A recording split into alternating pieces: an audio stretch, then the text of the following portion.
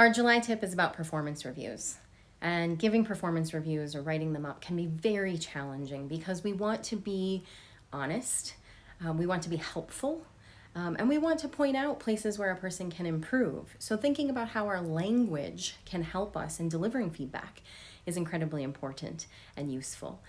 What we want to do is use the word you, the word you, for positive and neutral statements. If you're telling somebody they did a good job on something, you want to say, you did a great job on that.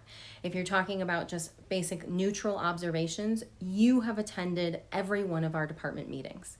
So you want to use the word you for any content, any sentences, any feedback delivery that's going to be neutral to positive. When it comes to the constructive feedback, things that you want to point out people can improve on, we want to take the word you out.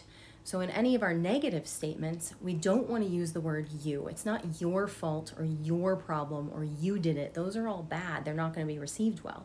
Instead, we want to focus on the work, the task. The task could be better. The task had these problems. The presentation was missing some slides.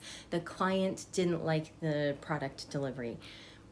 Make sure it's not you, it's the work.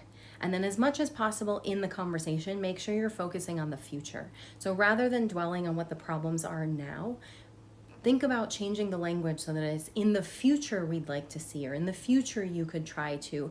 The future goal is for us to, right? And so that we're focusing on what can be different in the future rather than what is a problem right now. With these three things in mind, you can deliver effective feedback that the other person will find it easier to listen to.